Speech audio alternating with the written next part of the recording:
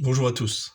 Nous poursuivons avec ces petites pilules cette déclinaison des faits autour de la Révolution française pour comprendre qu'elle a été fondamentalement un processus non pas seulement de libération de l'homme par l'homme, mais un processus de déchristianisation, de déprétrisation. Bien, nous en étions, s'il m'en souvient bien, au moment où le pape Pie VI condamne officiellement la Déclaration des droits de l'homme et du citoyen. Avançons un peu. Le 12 juillet de la même année, c'est-à-dire de l'année 1790, l'Assemblée nationale adopte définitivement le texte de la Constitution civile du clergé.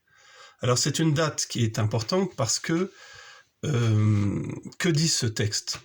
Ce texte dit entre autres qu'à partir de cette date-là, les prêtres, les évêques et les archevêques seront nommés par l'Assemblée, par les citoyens. Ce sont, dit le texte, les citoyens qui vont décider de la nomination des prêtres, ce qui veut dire qu'on s'affranchit officiellement de la reconnaissance du charisme hiérarchique de l'Église, on s'affranchit définitivement de l'autorité du Saint-Siège. C'est donc une façon toujours de continuer ce refus, ce déni de l'incarnation, le fait que Dieu ait choisi des hommes pour incarner son autorité. Alors précisément, pourquoi depuis 2 siècles déjà il y a ce refus de l'autorité de l'Église? On l'a vu, un refus esthétique, un refus éthique et maintenant explicitement un refus politique.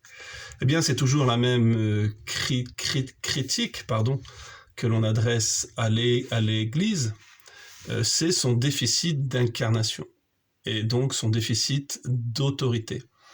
Au fond, c'est toujours au nom de la faiblesse et des péchés de ceux qui ont pour mission d'incarner l'esprit du Christ dans l'Église que l'on va condamner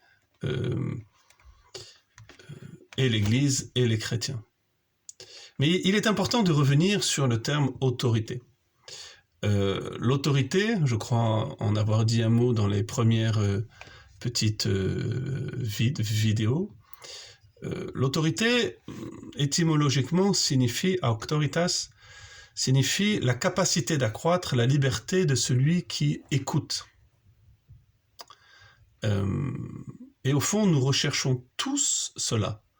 Une parole à laquelle je pourrais obéir sans me sentir esclave, sans me sentir contraint, sans me sentir obligé, mais une parole vers laquelle j'irai, vers laquelle je tends, une parole à laquelle j'obéirai parce que je ferai l'expérience que cette parole est pour moi, au moment où je l'écoute, libératrice.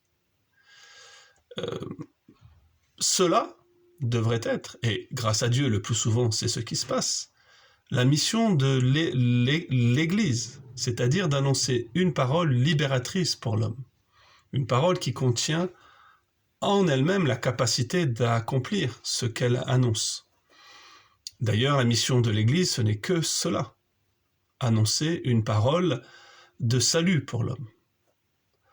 Mais en 1790, on considère politiquement, officiellement, et on l'inscrit dans les textes, que l'Église a définitivement perdu son pari de l'incarnation, qui n'est pas un pari.